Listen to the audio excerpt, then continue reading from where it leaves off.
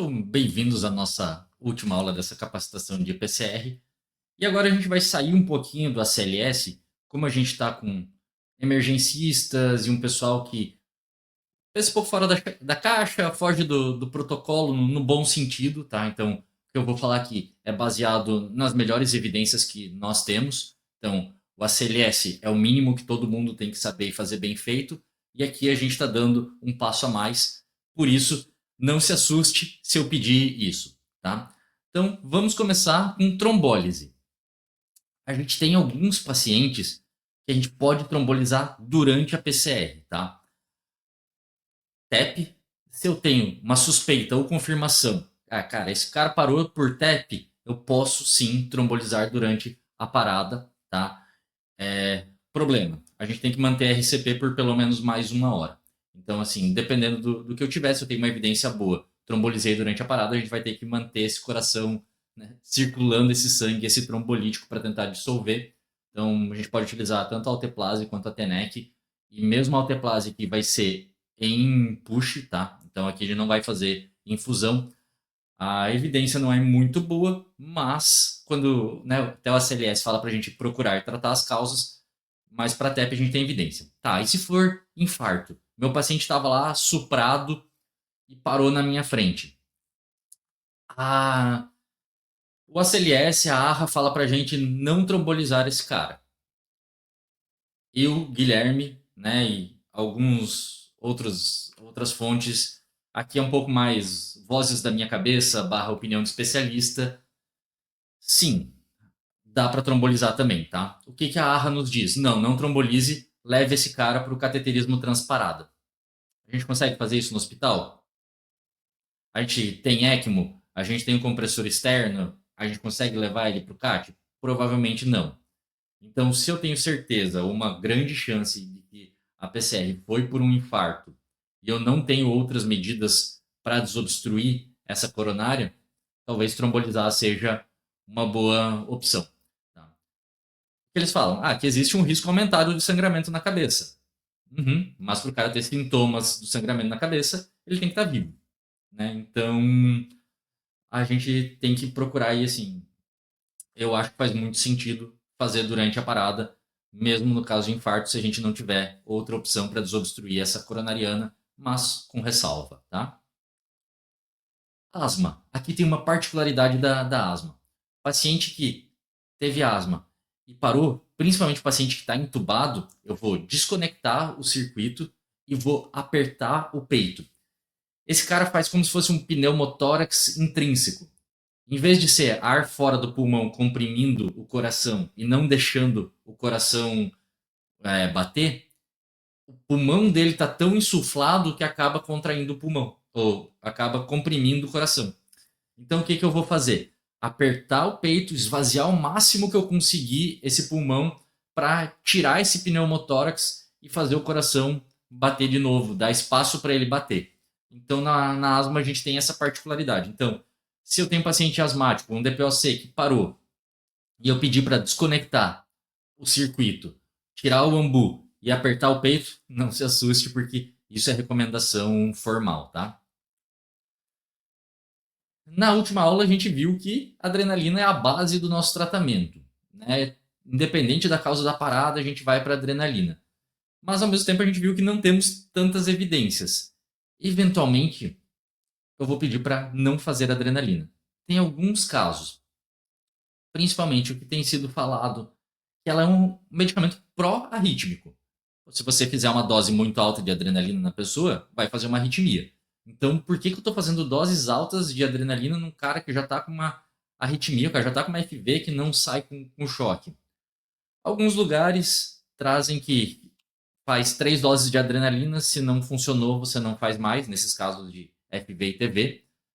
Mas tem um outro caso que eu vou pedir para parar a adrenalina, em vez de começar a fazer push, eu vou passar para droga em bomba. Já vai entrar, né, nesse caso, que é quando eu vejo o coração batendo. Tá? Então, eu considero que é um paciente que está num choque tão grave que ele não está parado. O coração está batendo, só não consigo sentir pulso. São coisas diferentes, a gente vai conversar um pouquinho. Mas então também, não se assuste se eu pedir para parar a adrenalina e fazer alguma outra coisa. E aqui a gente tem uma outra coisa super legal: desfibrilação dupla sequencial.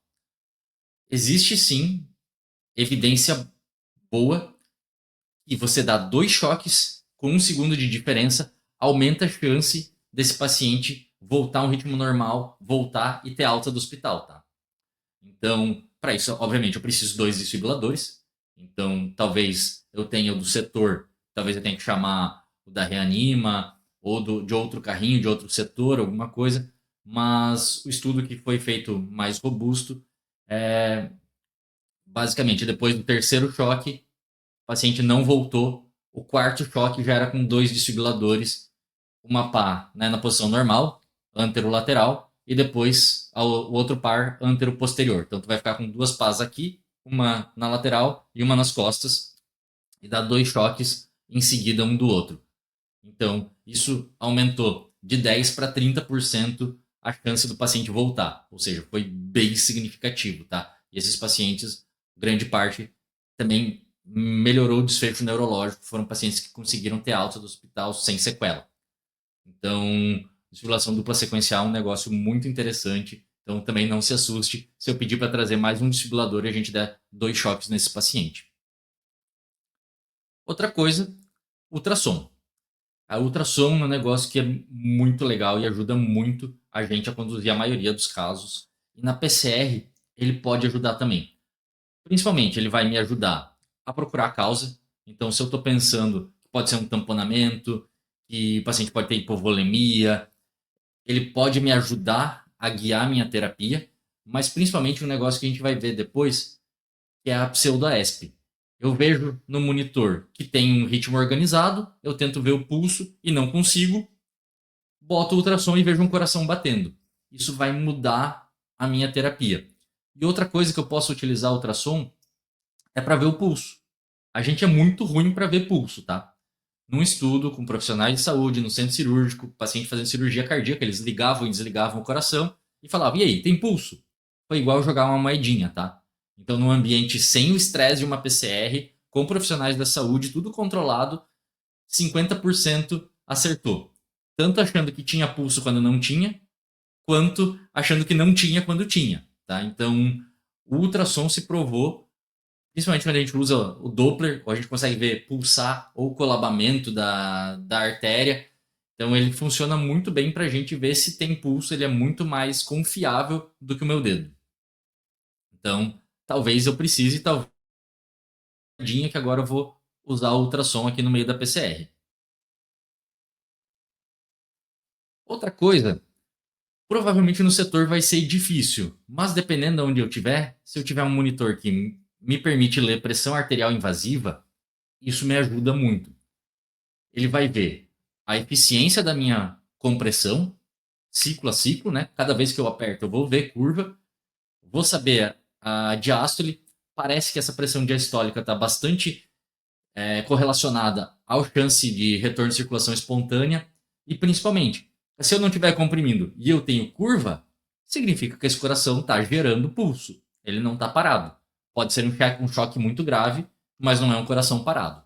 Então, a pressão arterial invasiva, se a gente tiver condição de ter essa linha durante uma parada, ajuda muito a guiar as decisões aqui. Eu comentei da pseudoesp. Então, basicamente, olhei lá no meu monitor, vi que tem um ritmo organizado, botei ultrassom e eu vejo um coração querendo contrair. Só que ele não está contraindo o suficiente para conseguir gerar um pulso palpável, ele não está gerando uma perfusão adequada. Tá, e aí, o que isso muda? Bom, eu vou entender isso como um choque muito grave. Esse não. Agora, em vez de eu ficar dando adrenalina em dose alta a cada 4 minutos, eu vou partir para uma noradrenalina.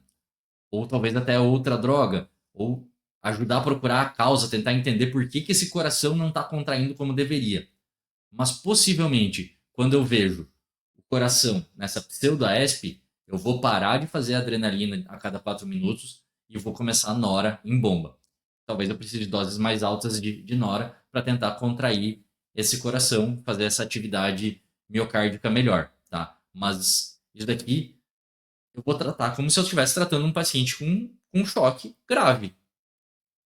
Então, essa é isso que vai mudar na minha cabeça quando eu vejo essa atividade cardíaca, beleza? Então, o ultrassom associado ao, né, a gente vê essa imagem, eu vou pausar minha adrenalina, eu vou começar a fazer alguma coisa em bomba. Talvez até faça adrenalina em bomba, mas eu vou parar de fazer o push. Esse push faz um pico muito rápido e às vezes eu não faço e também faz um vale rápido, né? Então, a gente tem uma dose mais controlada vai permitir um ajuste fino melhor, às vezes até guiando pelo próprio ultrassom. Pô, vi que está contraindo melhor, essa pressão está melhorando, vou aumentar ou não a minha infusão. Então ele tem um controle mais fino. Uma outra coisa que se a gente tiver acesso é o compressor mecânico. A evidência diz que ele não é melhor do que uma pessoa treinada fazendo a compressão. Trabalhei bastante tempo no Arcanjo, que foi o pioneiro aqui em Santa Catarina a utilizar o compressor. Cara, funciona. Ele tem várias vantagens. A principal para mim é a carga cognitiva, que eu não preciso mais pensar em ficar trocando a cada 2 minutos quem vai ser o próximo, conferir se tá boa ou não a qualidade. Outra coisa, a gente viu a posição que a gente contrai. Eu quero apertar o ventrículo esquerdo. Eu associando um compressor mecânico com ultrassom, eu consigo ver se essa compressão está apertando no lugar certo e eu tiro o fator humano. Então eu sei que a partir do momento que eu ajustei o meu compressor mecânico, ele vai continuar aquilo. Então, se a gente tiver acesso, pô, é uma coisa que talvez eu peça para trocar o compressor humano por um compressor mecânico, especialmente se a gente estiver pensando lá em trombolizar. Sem o compressor mecânico vai ficar difícil, né? Talvez eu precise de muito acadêmico, uma equipe muito grande, para ficar uma hora fazendo compressão, né? Então, o compressor mecânico ajuda bastante na carga cognitiva, carga humana, e diminui esse viés de a variabilidade de uma pessoa para outra. Então, uma coisa que ajuda bastante. E por último, quero falar, vocês devem ter visto esse vídeo, que é uma pessoa que teve um colapso jogando, acho que era badminton, alguma coisa assim. O cara começou a com pressão, tem alguém ambuzando, e durante a reanimação o paciente faz movimentos e tenta tirar a mão, tenta tirar o ambu. E esse vídeo gerou muita repercussão, falando assim, pô, o que o cara tá fazendo? O cara tá vivo. Não, tá?